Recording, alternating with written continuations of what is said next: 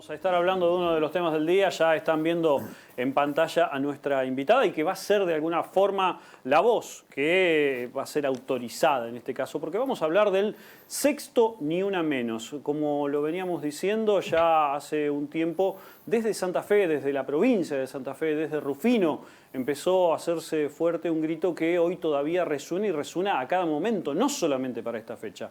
Ni una menos, viene gritando el feminismo ya desde hace mucho tiempo y tiene que ver justamente con el grito que inició el femicidio de Kiara Páez. Por si alguien no lo recuerda, Kiara Páez, adolescente, embarazada, fue asesinada por su novio y enterrada en el patio de su casa. A partir de allí, cuando se descubre esta situación, empiezan a gritarse desde las distintas corrientes feministas y desde el feminismo mismo, desde todas las ciudades y de todos los lugares del país, ni una menos. Y a partir de allí ese grito está como suspendido y todo el tiempo, suspendido en el aire, a eso me refiero, no suspendido de que sea cortado, sino que todo el tiempo está respirándose. Vamos a hablar sobre este tema y sobre otro, que después del cual vamos a ver un video que tiene que ver, al fin y al cabo, con la justicia y la justicia patriarcal. Vamos a saludar para eso a nuestra compañera periodista de la casa, periodista de Ciudadanos, la que redacta los títulos que leemos habitualmente en rueda de prensa, María Luisa Colo Leli. ¿Cómo va? Buenas tardes. Hola, ¿cómo les va? Buenas tardes. Hola Sergio, hola Juani, ¿cómo va? Hola Colo, ¿cómo andás? Muy bien. Todo bien. Ni una menos, Colo, ya hace varios años y desde el inicio de la pandemia en Santa Fe hubo 33 mujeres asesinadas. Sí, efectivamente los números siguen siendo dramáticos y las circunstancias de la pandemia agudizan esta situación, porque tengamos en cuenta que todas las estadísticas en relación con femicidios y violencia de género, ya sea de los diferentes observatorios y de los distintos movimientos feministas, coinciden en al menos tres variables. La mayoría de los casos son cometidos los femicidios por parejas o exparejas. En la mayoría de los casos, estos femicidios acontecen en el hogar, la vivienda en la que reside la víctima. Y también en muchos de los casos, un alto porcentaje, hubo denuncia previa. De modo que lo que siempre decimos se podría haber evitado. Teniendo en cuenta esta situación, digamos, estas tres variables, estos tres componentes, la situación de la pandemia y el aislamiento y el distanciamiento también, ha provocado que la convivencia de la víctima con el agresor. Y esto marca, digamos, una cuestión a tener en cuenta a la hora de ver justamente estos 33 femicidios que se produjeron en la provincia de Santa Fe desde el inicio de la pandemia, 8 de los cuales han transcurrido desde el inicio de 2021. Estos son datos del Observatorio de Femicidios y Feminicidios de la Corriente de las Mujeres, que conduce la concejala Norma López de la ciudad de Rosario, pero también hay otros como el de Mumalá, que es de el movimiento de mujeres por la matria latinoamericana, que marcan 94 femicidios desde el inicio de este año. Y lo que decía, 63% pareja o expareja ha sido el agresor, el 14% era un hombre conocido por la víctima, en el 25% de los casos había denuncia previa, y el 71% de los casos se cometió el femicidio en la vivienda de la víctima. Por lo tanto, lo que en este nuevo 3 de junio, todos los movimientos feministas y con la mesa Ni Una Menos a la cabeza, lo que estamos reclamando una vez más es la intervención del Estado, políticas de prevención activas, políticas en el territorio para la prevención efectiva y evitar de una manera concreta todo caso de violencia que pueda estar sufriendo una mujer o cualquier persona de la diversidad sexual también. En estas estadísticas también se cuentan travesticidios, transfemicidios, lesbicidios, es decir, asesinatos por la condición de género, por el agravante de la condición de género. Y también en esta oportunidad se suma al reclamo de todos los años la aparición con vida de Tehuel de la Torre, quien desde el 11 de marzo se encuentra desaparecido y no sabemos absolutamente nada sobre su paradero, más allá de las 2 personas que se encuentran detenidas y que se niegan a hablar sobre... Tienen un pacto de silencio claramente. Sucedido.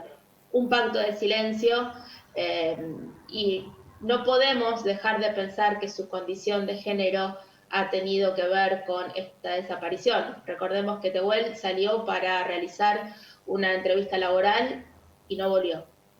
Y entre las otras demandas que se presentan este año bajo la campaña, bajo la mesa Ni Una Menos, también se encuentran las condiciones que impone la pandemia para el desarrollo de las mujeres que trabajan y que deben además asistir las tareas de cuidado y compatibilizar el trabajo en el hogar, las tareas de crianza y demás.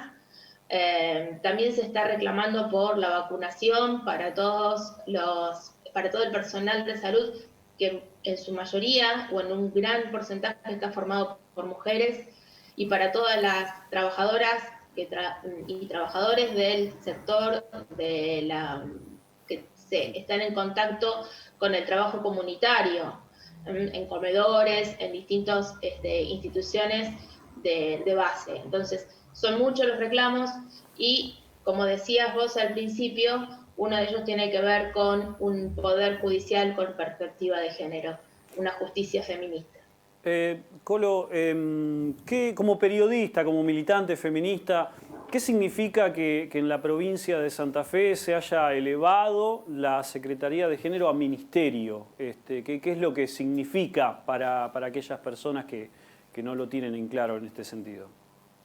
Bueno, particularmente celebro que se haya tomado esa decisión y que la legislatura haya acompañado esa iniciativa, porque esto implica mayores recursos justamente dedicados y abocados a la prevención y al trabajo territorial.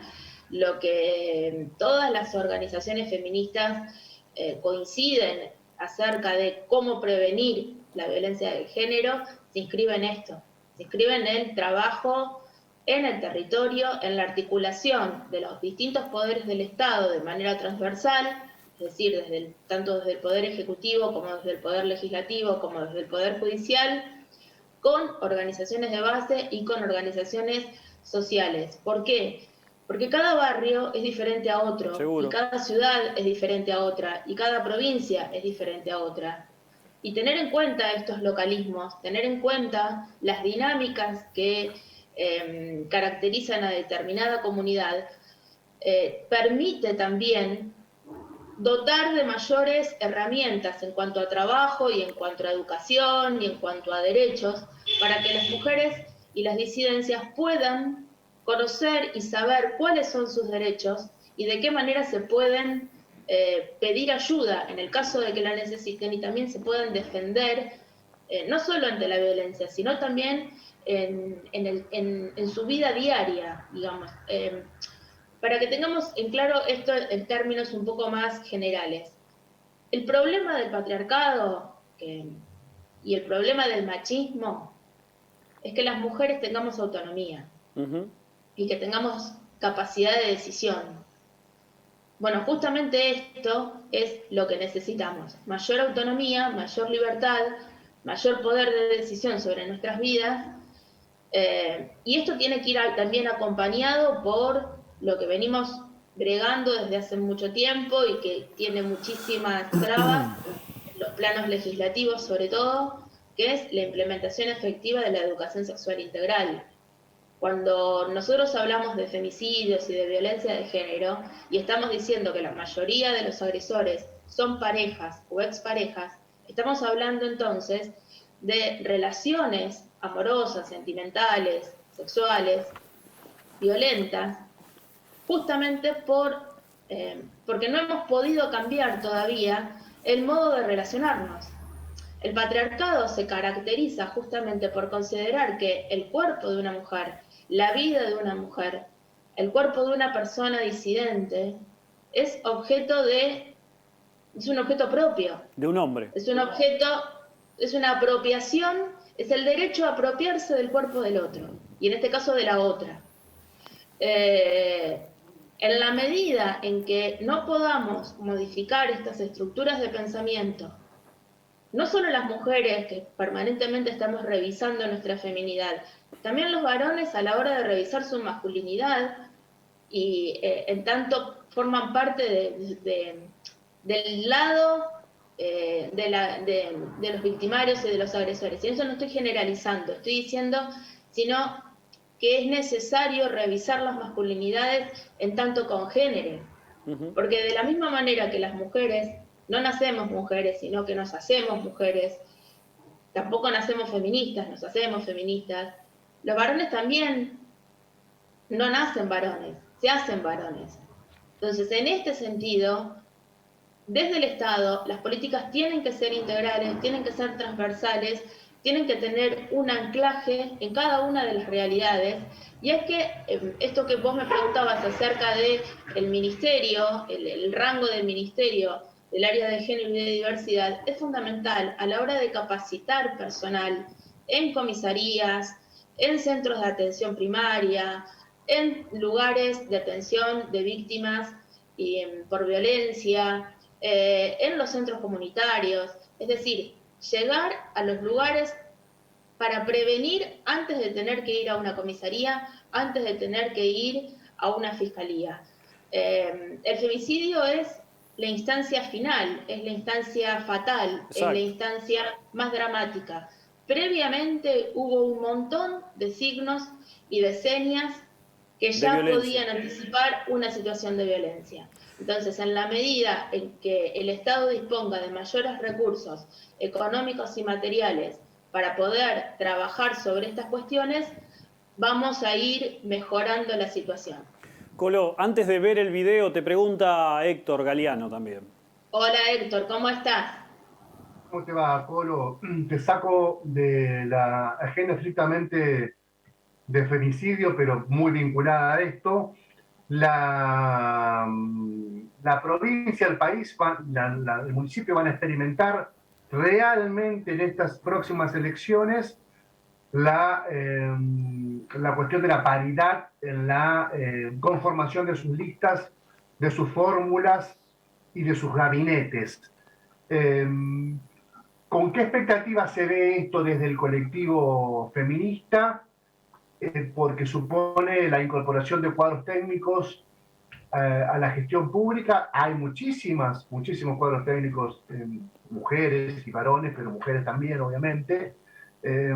Si esto genera mucho entusiasmo, porque es la posibilidad, además, lo hablamos también fuera de aire, de que no se circunscriba el rol de la discusión de género al femicidio o a las cuestiones estrictamente vinculadas a estos asuntos, sino que también las mujeres puedan definir la política económica, la política judicial, la política sanitaria, y me parece que por primera vez en la historia esto puede ocurrir si es que la impronta que tiene la paridad de género en la provincia y en el país lo logra imponer, ¿no?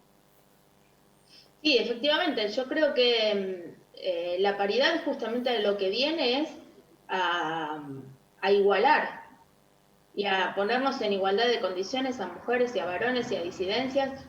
En esto también creo que es importante señalar la lucha que lleva adelante el colectivo trans en relación con el cupo laboral para la inclusión justamente de este colectivo y de este sector de la sociedad que está rogando prácticamente poder conseguir un trabajo y poder conseguir un trabajo digno.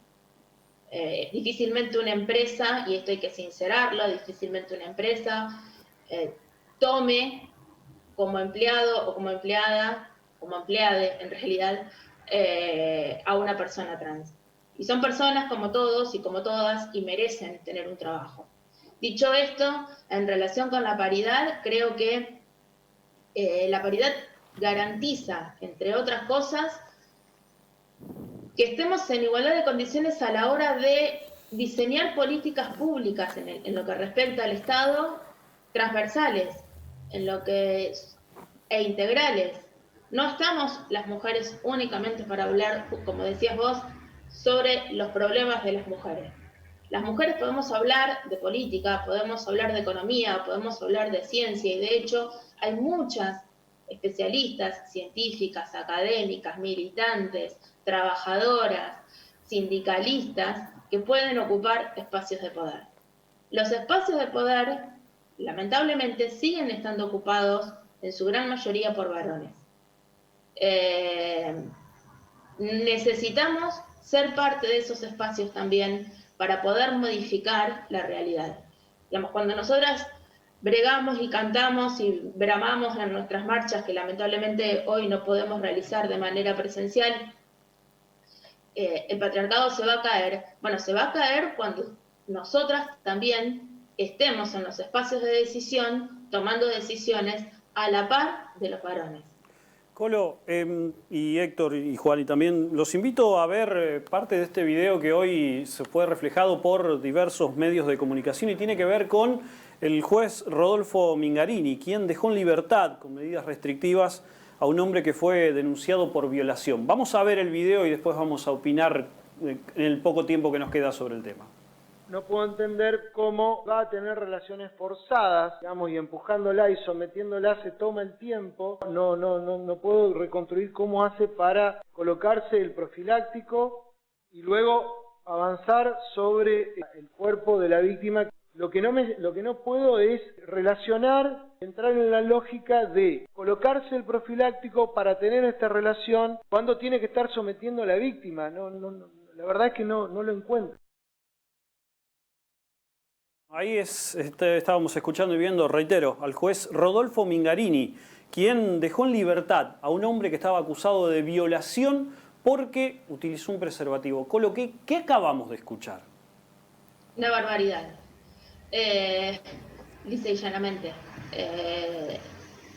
Me parece que esto, más allá del titular que hoy hemos repetido en todos los medios locales y también ha tenido alcance nacional y se ha replicado afortunadamente para dar a conocer esta lamentable noticia, creo que nos tenemos que desprender un poquitito, un ratito del título, lo dejó en libertad por usar preservativo, y acá sí introducirnos en lo que supone la perspectiva de género.